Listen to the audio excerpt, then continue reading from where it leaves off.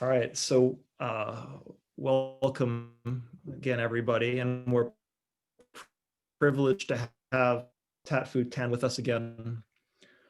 Um, Tattfoo's artistic practice focuses on issues relating to ecology, sustainability, healthy living, and inner transformation. For example, one of his last major exhibits was at Snug Harbor and was titled Heal the Man to Heal the Land, which focused on individual spiritual transformation as the means to heal the planet. He has also exhibited at venues including the Queen's Museum of Art, Gracie Mansion, and a host of others. He's currently working on a set of oracle cards based on traditional Chinese medicine. You can visit his Instagram account to follow the progression of this project. I assume they would just do that by searching your name, right? Tattfoo 10, which you see under his picture right there. Tattfoo, it's great to have you with us again. Thank you.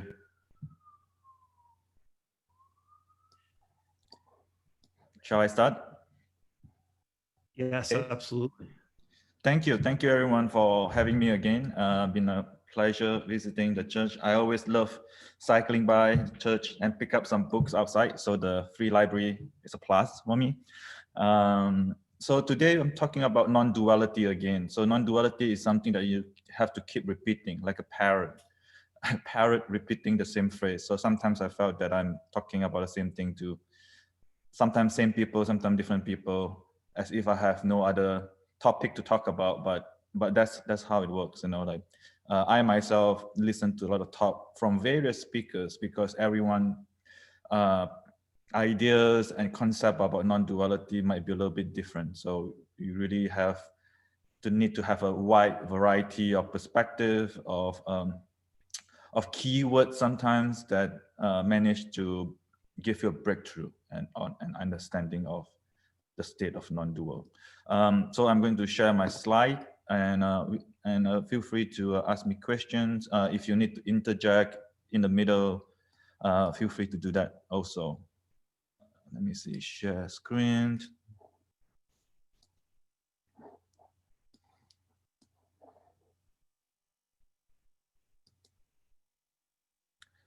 So let's start with some mantra chanting. And I choose this mantra is because it's very rhythmic and I like the rhythm. And also it is for Ganesh. And usually you do, when you do something, an activity, you want to have a breakthrough or to break any barrier that is between you. So Ganesh is good for that.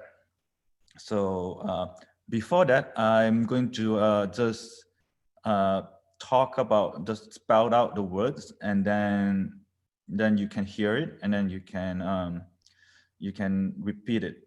So the words with the dot underneath is a retroflex word, meaning that you have to curl your tongue up. So the D instead of da become dar, and the T instead of this t become ter. And then the M is a breath, like num, become num. It's like the air come out from your nose. And same with the S that you see here, su, become su.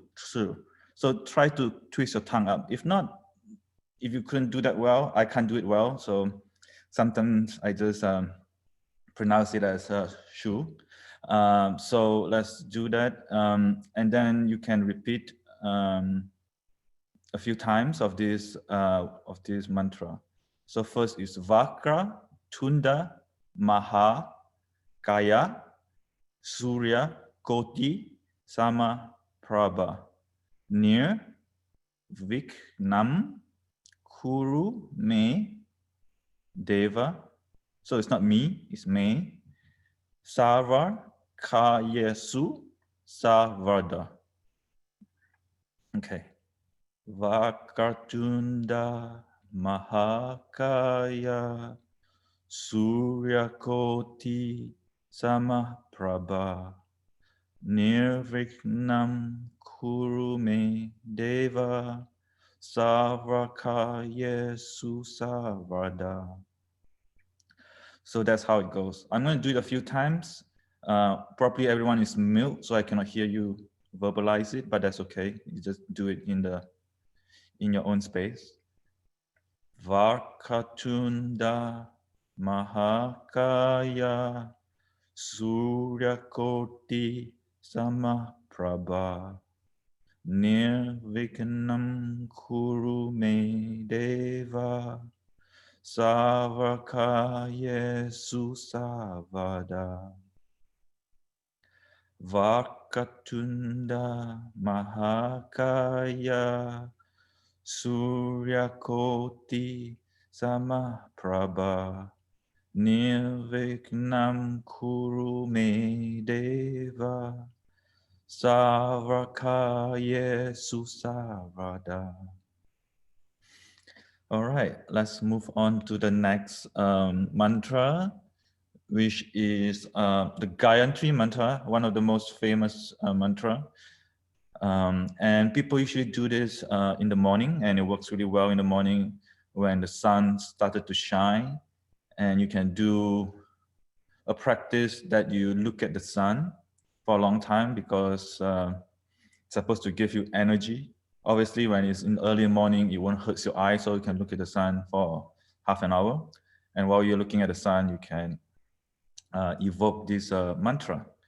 So I'm just going to read it first. It's called Om Bu Bua Swaha Tat Savitu Varinyam Bago Devasya Di Mahi Diyo Yo Na Prachodayat.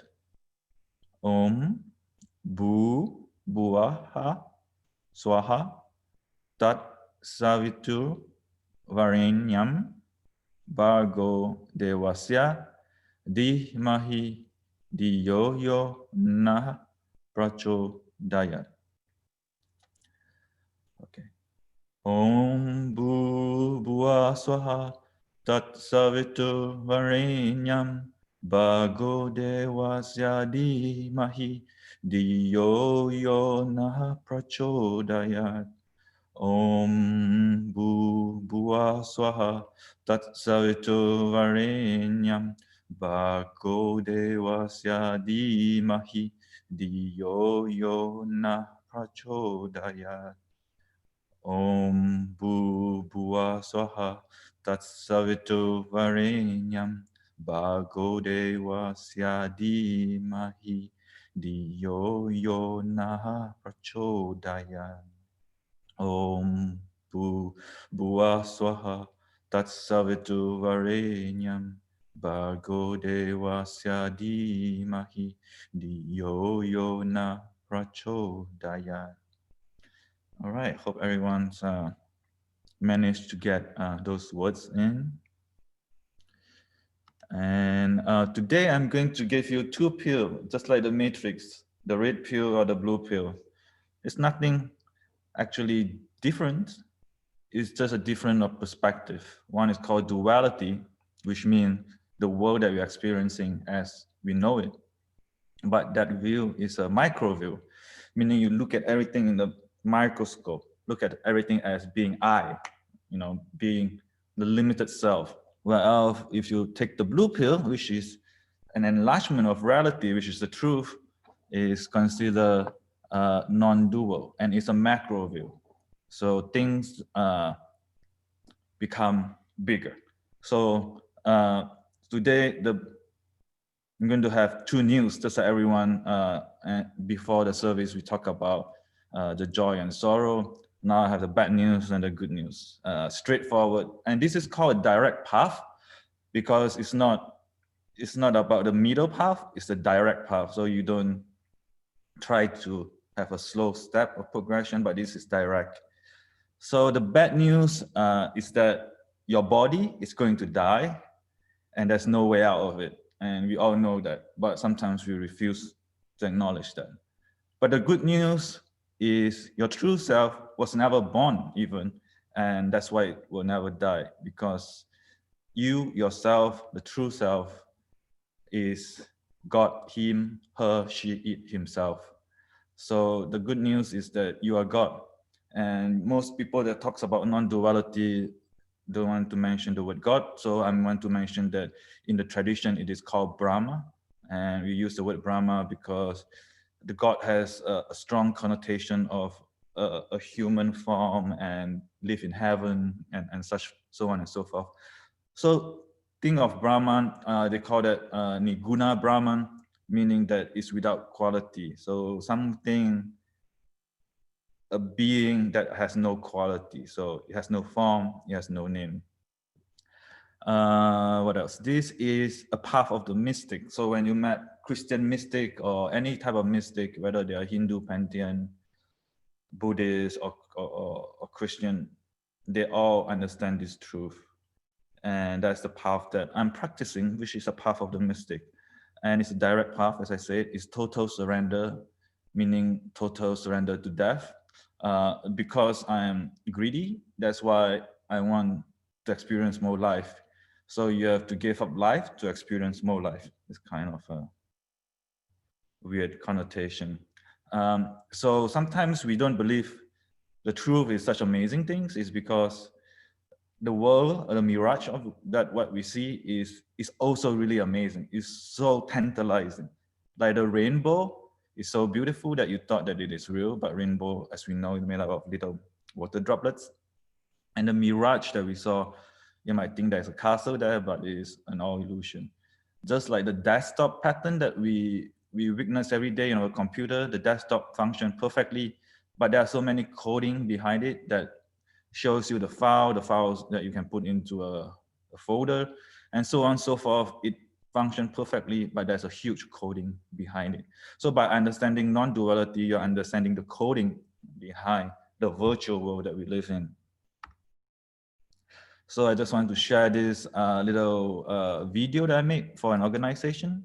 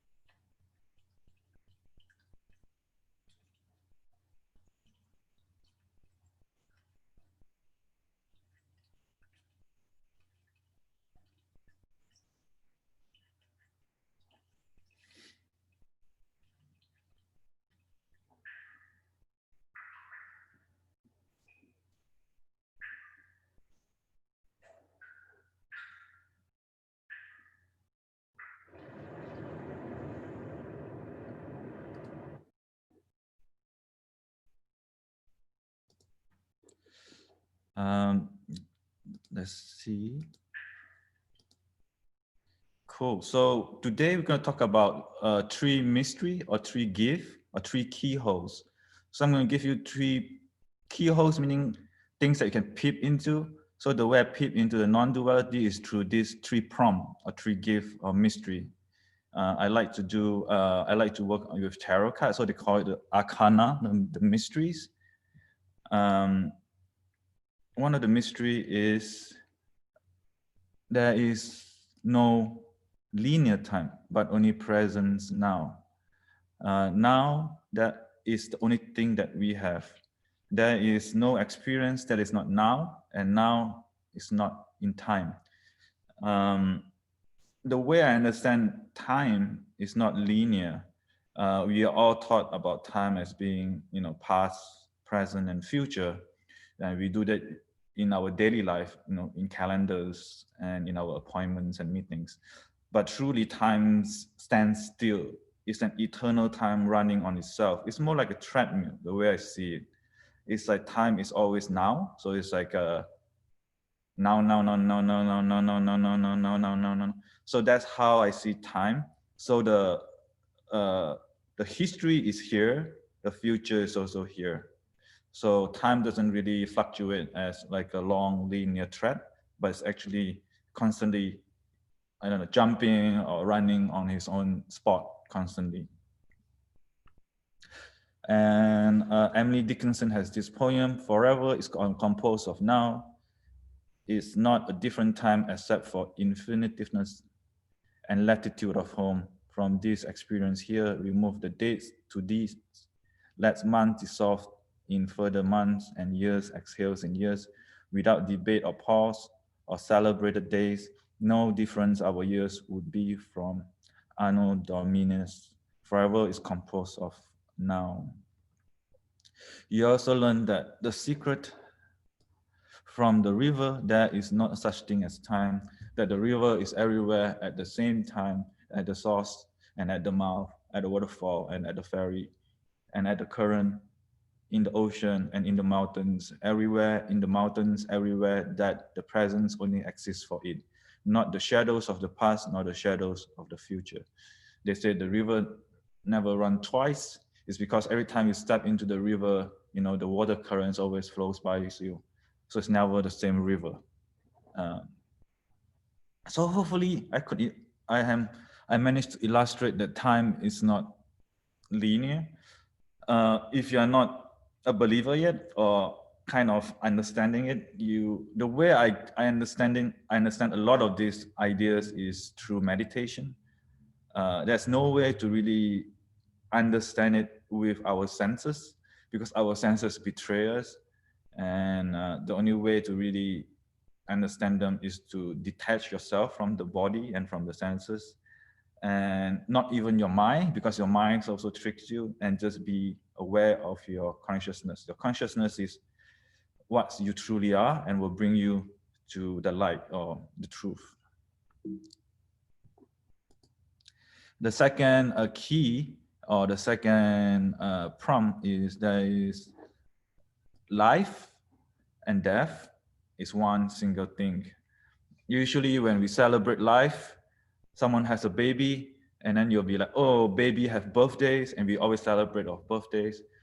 But maybe we should think about it that the body is a trap. So next time when someone celebrates your birthday, I always see it as a trap, not like a celebration, but really like it shouldn't be celebrated that much, because death is a release, it's a freedom of the body. So you'll be back in your own true self. So maybe we can look at things differently. Death should be celebrated more than birth.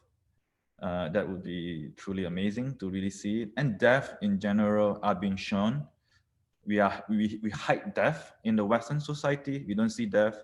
That's why a lot of people doesn't believe in COVID numbers, because they don't see body lying in the street. We are so afraid of death that we hide all our people who die. In Asia, at least, you see death in the family, and they are usually done in the home. Like if your grandparents die, their body would lay in state in the home, ancestral home, for a week or so. So you see dead body and stuff, but we don't see that in modern life. Yeah, so it is kind of cheating, because we don't see death, then we don't think about life. Whatever you do, contemplate death. That's what Seneca says. Death is not the loss of the body, but the liberation of the soul. Birth is the trapping of the soul in material form. Yeah, so that's life and death, and I see them as a circular motion. And if you look at nature, it's the same thing, right? The seeds became the trees, the tree bear fruits, and then the seeds come back again, and it's circular. So you couldn't really figure out where is the true life. Even the trees that shoots out, what you call it, roots that grows into another rhyme zone.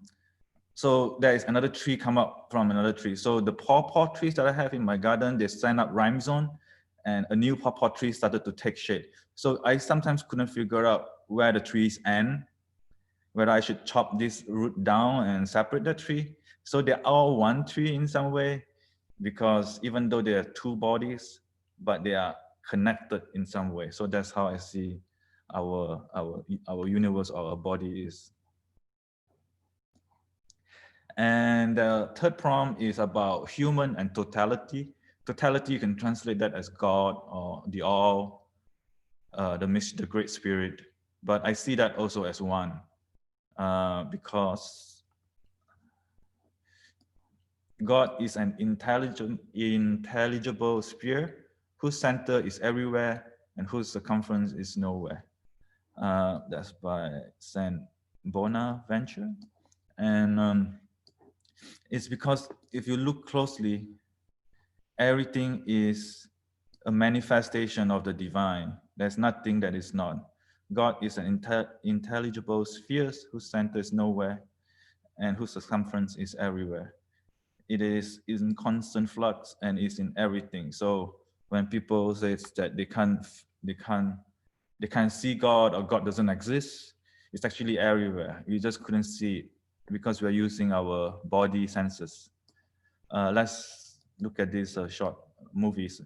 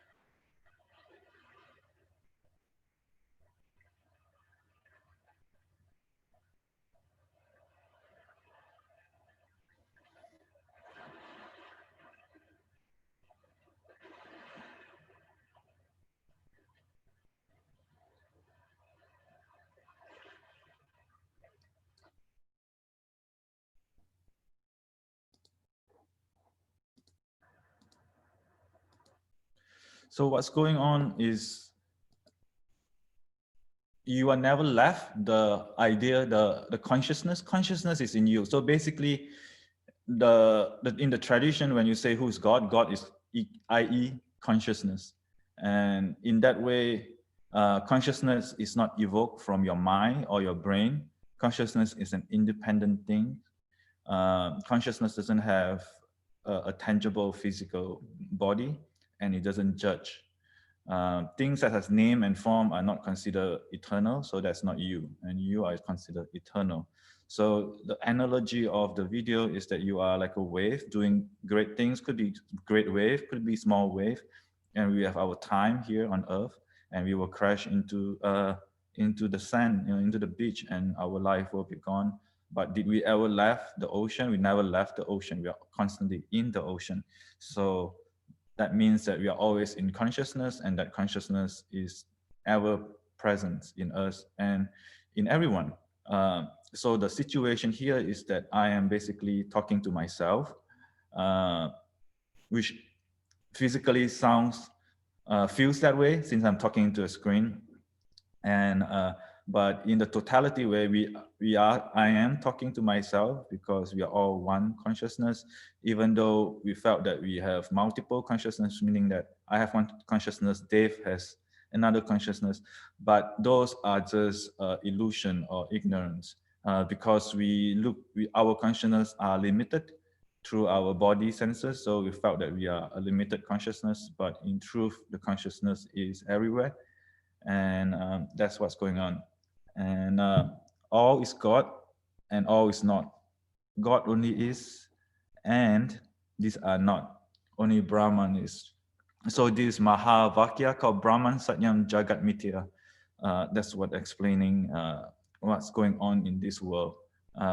It is not that God is in things, but things are actually in God. So when they say God is, i.e., consciousness. So consciousness is not in things, but things are inside consciousness.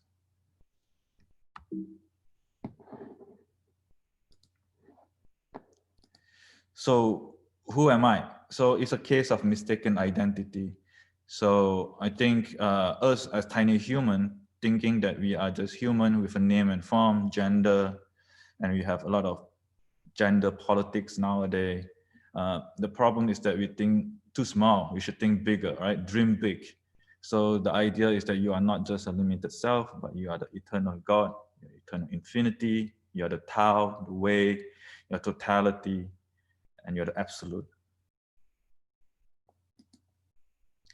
And who you truly are could also be summed up in this Mahavakya, this big statement called Sat Chit Ananda. Sat is that you exist, you know that you exist, you have existence, and you have consciousness because you're conscious of your existence and you're constantly in bliss. Even though you might say, no, I'm never in bliss. I feel sad, I felt happy and I feel dismay. But truly, the bliss is not a category of emotion. The bliss is a category of lack of emotion. That's why you're in bliss. So when consciousness is being described by these three forms, when you have consciousness, you know you exist, and you know that you're consciousness, and you're constantly in bliss, meaning in a state of not happy or not sad. You don't judge. So in some way, consciousness doesn't judge things that happen to the earth, things that are good or bad. It's just a movie being played. You are the seer. You see things, but you don't judge them. Once you judge them, you fall back to duality. And this Mahavakya called Aham Brahma Asmi. Aham means I am Brahma.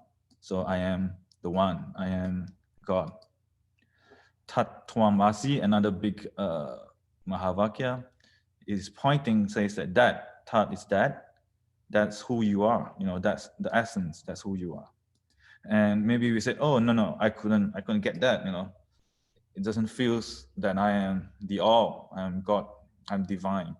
It's because we are like a little tiny droplets in the spider web. We are reflecting each other. So we are in this matrix of the world, right? We have our own karma. We have the community karma that we had, like COVID, it's not just your own problem, it's everyone's problem. But all these are empty, right? The fears is empty. It reflects everything that's been shown to it. So your true self is also can be considered emptiness because the all is empty and also full. So it's a lot of things that is both in both situations. So all these things that I have told you, what is it good for? Non-dual. I mean, why you want to learn about this thing? Why would you like to have this perspective? I'm using the 7 principles of the New Unitarian to try to illustrate what's going on.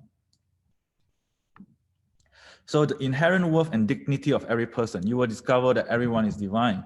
You will want to serve others as you are serving divinity. So the idea of having this perspective, you can push the boundaries of the duality.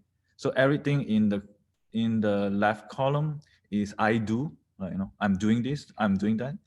And whereas in the right column is that you do nothing, right? You're not doing, you are just being.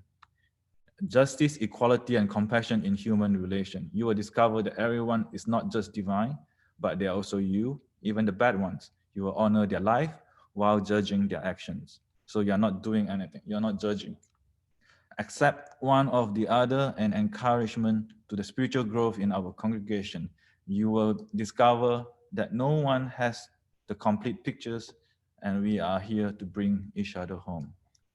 So you are more open for other interpretation of uh, what going on in the world, who you are. Free and responsible search for the truth and meaning. You will discover that all spiritual paths are relevant, while some are more suitable than others for one temperament. The right of conscience and the use of democratic process within our congregations and in society at large, you will discover that following one's dharma, the life path, and samskara, your tendency in the world, is your calling. The goal of world community with peace, liberty, and justice for all. You will discover that peace and war is the flow of the Tao. Ultimately, it's not your job to make world peace. Respect the interdependent web of all existence for which we are a part of. You will discover that beings are manifestations of one being. So if you like to see the world in the macro perspective, that's what you are trying to do. So how are you going to do it? The practice. So to arrive at possessing everything, desire to possess nothing. To arrive as being everything, desire to be nothing. To arrive at knowing everything, desire to know nothing. So you have to let go of everything. You have to let go of your ego, your name, your form, everything that you hold dear. You have to unlearn what you have learned, because if you don't unlearn them, you'll never pass through this barrier, this grantis, this knot. So one of the techniques to do this is to practice discrimination, viveka. So whenever you see a problems going on in your life, you stand back and you say, what's going on here? Is it a good thing? Is it a bad thing? Is it considered good to me, or is it considered bad to someone else? Inquiries into the self. So look at yourself and everything that you felt, every singular thing that comes out in your mind, you need to inquire into it. How are you feeling? Why are you feeling it? Trace back the roots of your feeling, when it first appears in you, why these things appears in you. Was that because of previous experiences?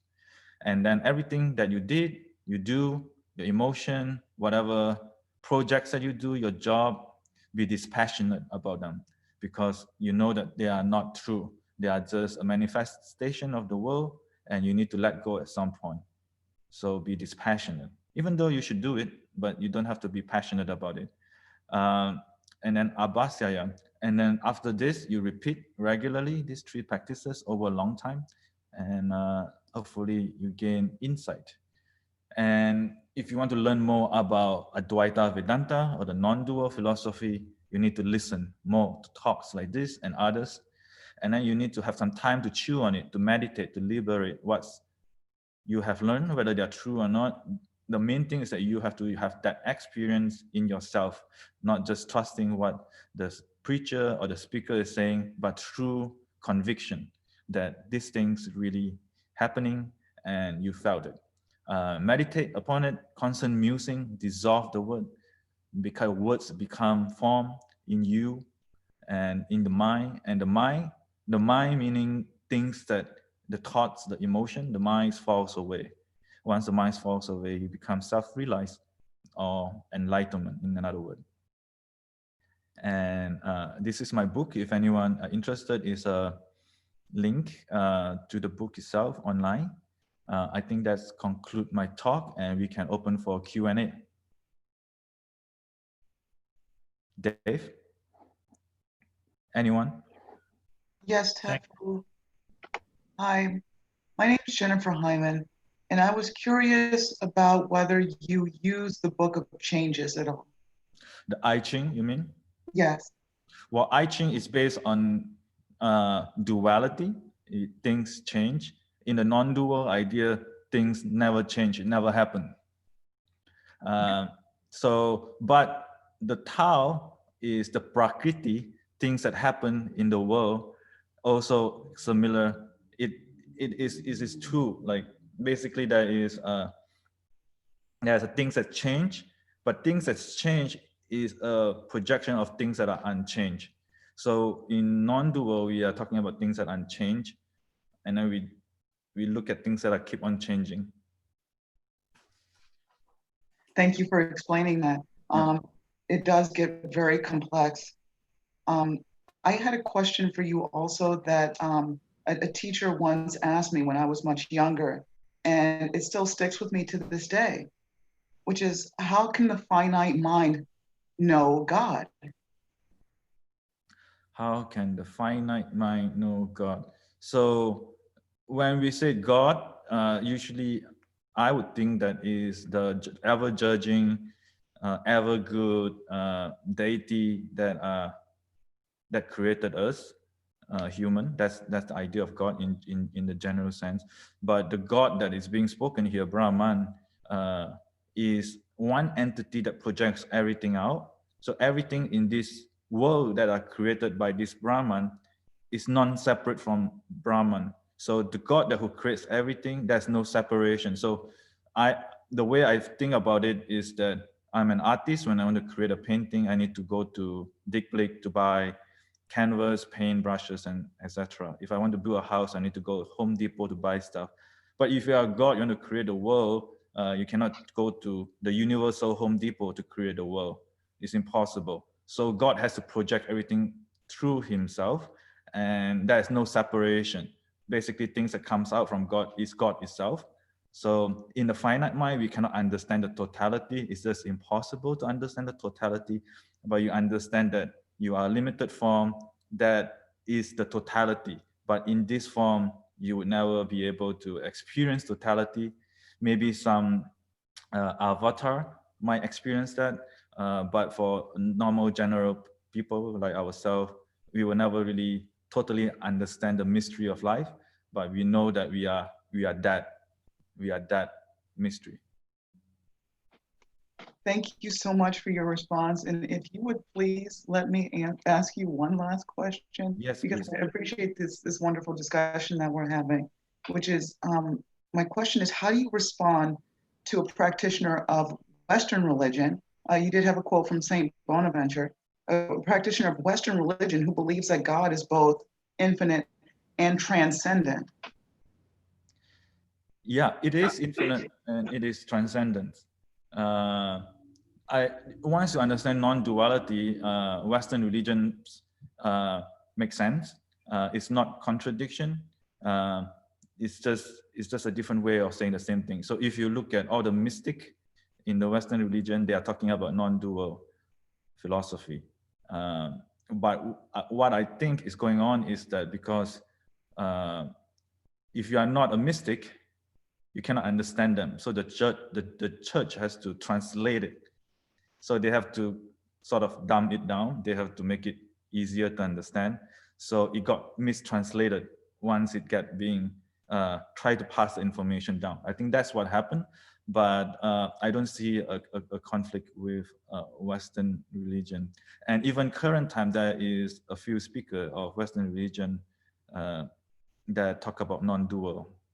And you can hear the linguists or the lingo of Christianity are being used more often. I thank you for that. If I can contribute to this discussion a little bit more, I'm often ambivalent, even agnostic about these questions, but there seems to be a contradiction in the one that I just posed to you, and you said that it can be resolved in mysticism. However, I look for an argument. And the argument that God is transcendent and infinite at the same time is a self-contradiction, because to have a God outside of the world is not all-encompassing of everything that is within the world. So it seemed to me that you were suggesting a more eminent deity, one that affects the world from it's within contradiction. The philosophy is always contradiction, because once you it cannot be explained as a human, like logically you cannot really experience it, explain it. A lot of the philosophy of non-dual is contradiction. So when I say that I'm God or you are God himself, and then you will say that why do you still pray to another God? you'll be like, yeah, I still pray to another God. So it's always contradiction. So you say that, is that X God really exists? You say, yes, that God X exists. Let's say in the Hindu pantheon, you say you pray to Shiva, and then you'll be like, oh, is Shiva exists? Yes. And is Brahma exists? It's also yes. And then it depends on what lens you want to put on. So now I pray to Shiva or Jesus because I'm a tiny being and I need help. And I have things that are going on in my life. And that is because it's called bhakti, and you want to crush your ego. You don't want your ego to be up there thinking that you're God supreme. So you will be humble and pray to God for everything, for your sin, for whatever that helps you in your life. But then when I put on the non-dual lens, you know that this world that you exist is just an illusion that you created. Both you will die and both Shiva will die. So things that has name and form is totally temporal. It might be, and as us human might be, 80 years. Shiva might be a few thousand million years, but yeah. So so it depends on what lens you put on. It's contradiction. It's always contradiction. That's the mystery, right? Like you cannot have things. And science couldn't prove it too, because science are based on consciousness, because you cannot prove something that you yourself are, because you cannot stand back from consciousness. Science is always, you do experiment, you are not the experiments, and you do experiments A, B, you are the observer, but you cannot be the observer of the observer. So you cannot really have concrete black and white. Is this right or wrong? I had a question regarding black and white and right and wrong, and the word dualism. I think of yin yang. I think of how the two opposites make a whole. So is that the same word? Yes. Could you just talk about yin yang philosophy in that? Because I was interested in teaching a project with kids on that. So when you say non-dual, I thought dual was the whole idea. Okay. So someone that hates, let's say a supremacist, or someone that hates someone, it's not because they are hateful. It's because they have love. They love so much of their own kind. They have limited love. They don't expand their love. So it's limited view. Like, I just love this type of people. But if you have love supreme, you expand your love. You love other people, you love animals, you love other things. You became love. So duality is always that. And when people say about world peace, like when they pick a beauty pageant, every girls come out will be like, we want world peace. Peace will never happen because there's always dual. In the world that we live in, we always need good and evil, bad and good. It's always dual because it needs the fluctuation. It needs the world to go around. I don't see world peace as something that is achievable because it constantly needs to be in the duality. It's the play of the Maya, the illusion that's going on here. And that's how it's been set up. Like, you cannot complain, right? So that's duality. And so whatever happens, you just see it as a play. So sometimes if, let's say if the election result comes to your favor or to not in your favor, you should just see it as a play, like what's going on, things are going on and blah, blah, blah, things going on. It is a play. It doesn't matter, what's going on. It's just a play. So that's duality. So it's separating away from reality in a way that is looking at the bigger picture. Yeah, at a bigger picture. So so hot and cold is just based on increment of energy in that item, right? It's less energy is cold, more energy is hot. So it's just like a level. You just pull the level, in any music or equalizer, you just pull the level to the same thing, but it's the same thing. So the balance between the dualism of our world or our existence is it's always there. Right? Yeah. So non-dual is always there, but in duality it makes it more interesting, I guess, because if you are non-dual constantly, there's nothing happens. So you just the world will not exist because there'll be just nothing. Okay. So kind of play off of the concept of, like, we're watching the events around us as a play, like dispassionately. I guess that was Vaira, the concept. Like, how do you then find the motivation to follow your dharma? If we're Yeah, like, so the dharma, you follow your dharma. So I'm an artist, so I follow my passion of doing things. Sometimes I don't even know why I'm doing this. It's just, I don't know, it's a calling. Like I felt that I wanted to learn Sanskrit. I wanted to learn a Lenormand card. It's just something that I felt that eager to do. So you just follow that passion. But whatever happens, whatever things happen after that, you be dispassionate.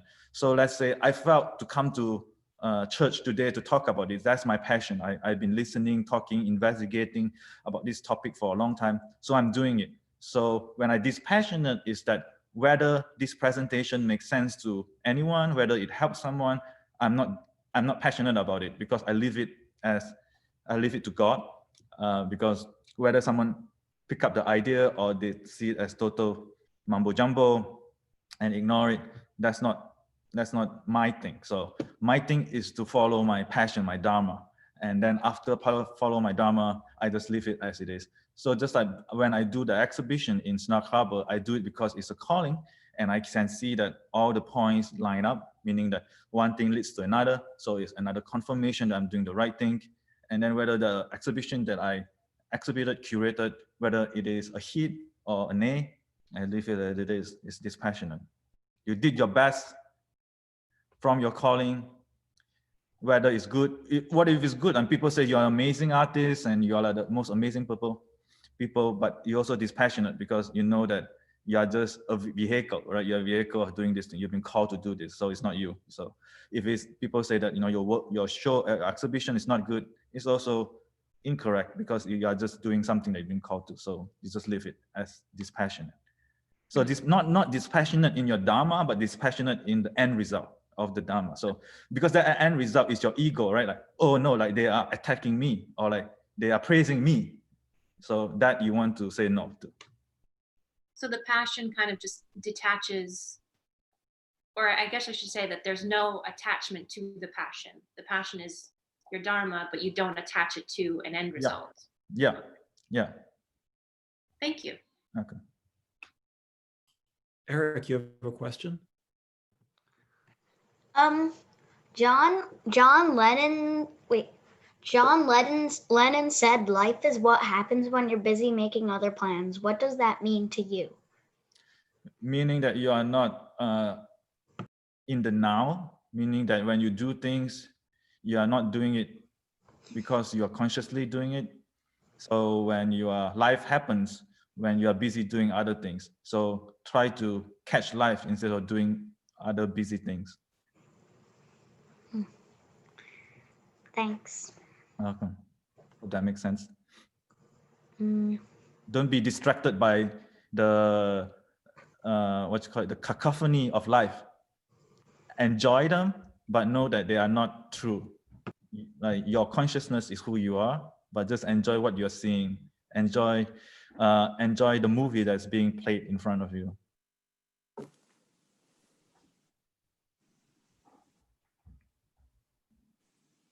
Hi. Hi, this is Sally. What about the responsibility you have, as a human being to your family, to your community for survival? Is it only possible to take the artistic view of disengagement, or if you have a roof over your head, you have enough to eat, and you're safe? Yes.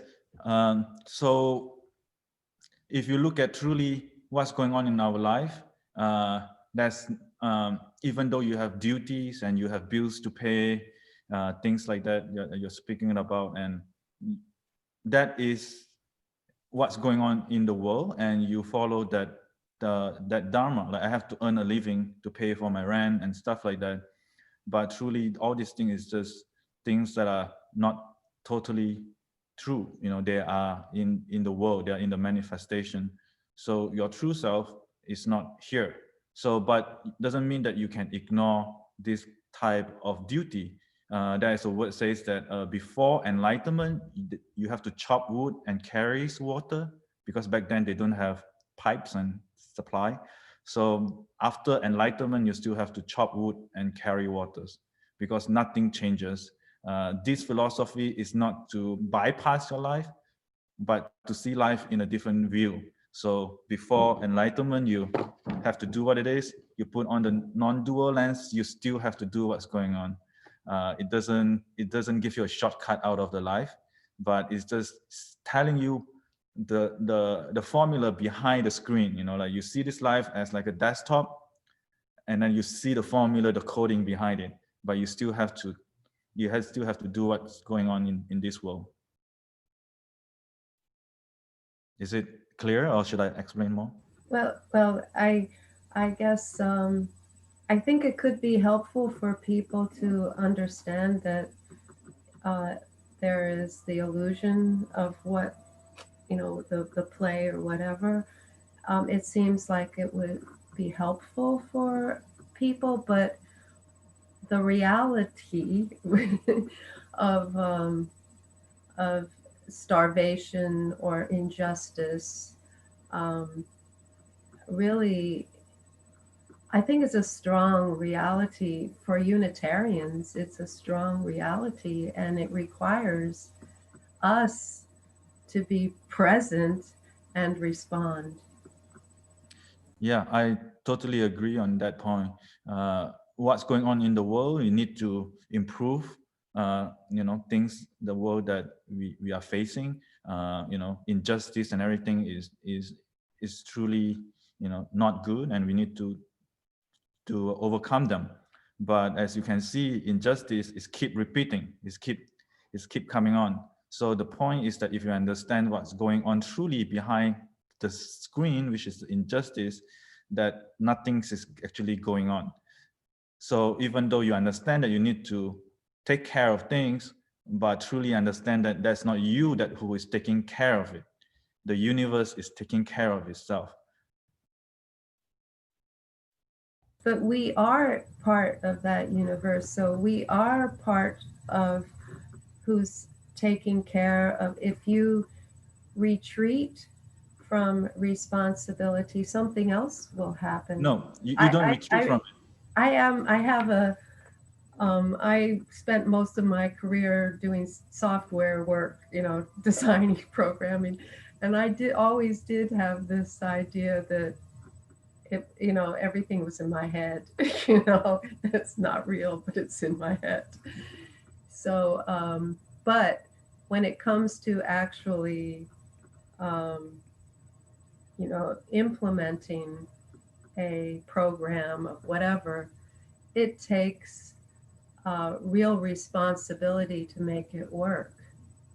And there's all kinds of, you know, in your job or whatever, there's all kinds of forces that will undermine that to make it work. But in order to make it work, so many people need to put in so much effort. And that you can't retreat from. You need to rise to the occasion. Yeah, I agree. What I'm trying to say is that you don't retreat from anything in the world that you are that you're currently doing. That's why it is saying that, you know, you chop wood and carry waters. After you understand non-duality, you still chop wood and carry water, and that's their duty and responsibility in the world, to maintain the world, whatever that is, whether it's activism or, you know, doing a software. But the idea is that the world is as it is. What's going to change is in the mind, in you. That's what non-duality is good for. It doesn't manifest in the world. People will not know that your perspective is coming from non-duality. I have a thought on this, and maybe Tattfoo, Yes, you can please. tell me what you think of this. Yeah. Just hearing the back and forth. That's great. Yeah. My thought is if I can bring about what my understanding, what you've presented, like I am Brahman, that idea, right?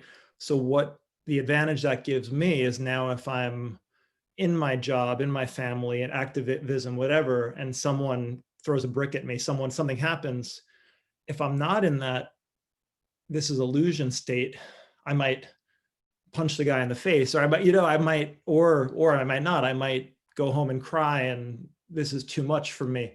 But if I can break into this Brahman state, then those hiccups, I will be better equipped to swim upstream, to navigate those difficulties and actually fulfill the purpose, encounter injustice, be a good dad, be a good husband, whatever it is. If I can attain to what you're saying and what you've quoted from all these past mystics, then I can actually do a better job of, in all of these things that, they concerned me before this transformation, and now they still concern me, and I can actually do them because I'm doing them from a it's like 2.0. It's like now I'm connected to that eternal software that's able to solve everything,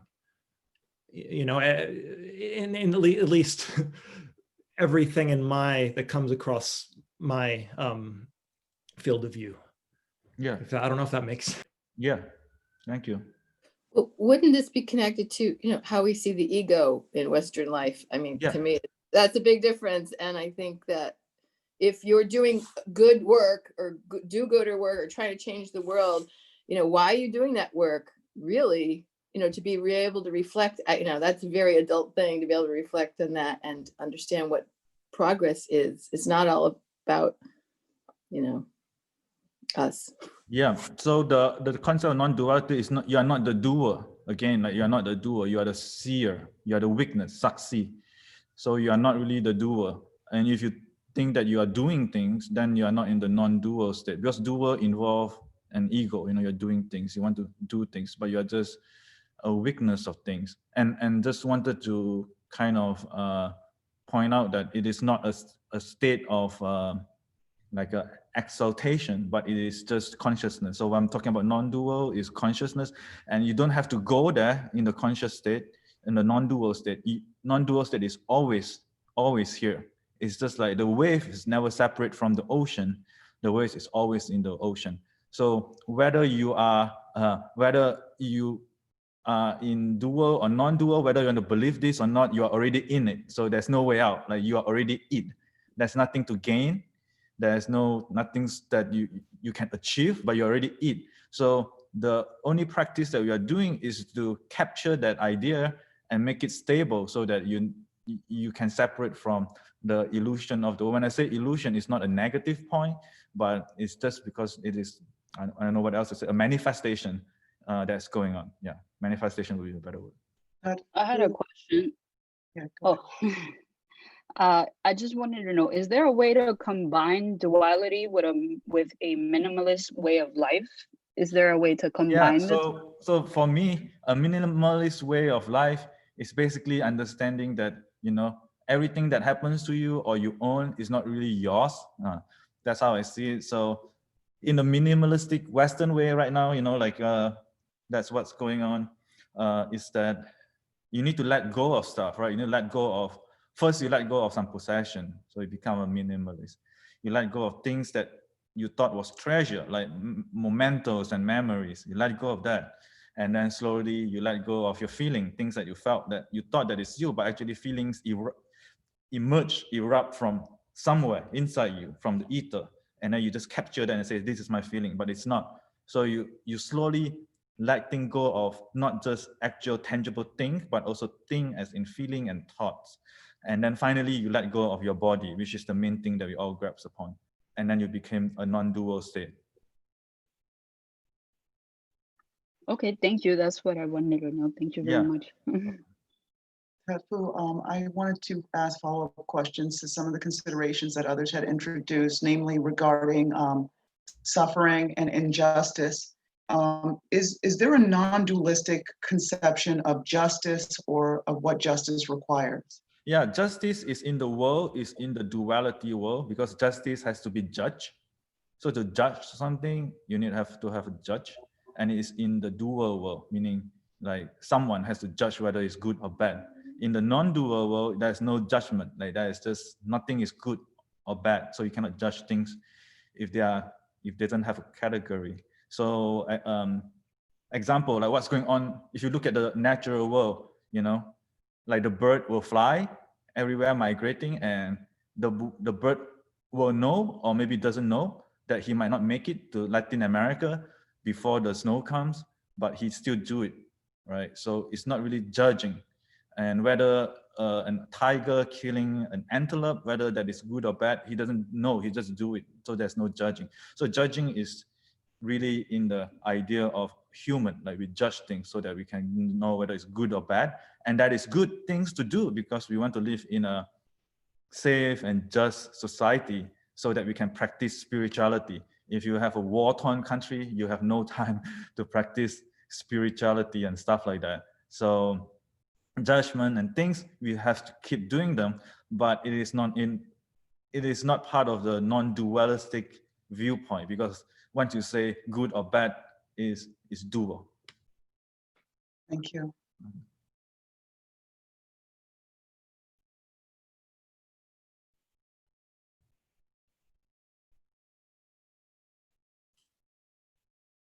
Yeah, this was great. I wrote down, was it Manana, the chew on it? Yeah. Yeah, and I thought that this could be a time of chewing. Is there any chewing left to be done? I don't want to cut this short. I think this is awesome. Anybody else? Maybe some of the introverts that were too shy when it was we were piping in every moment. And maybe I'll just give a space just for any last questions.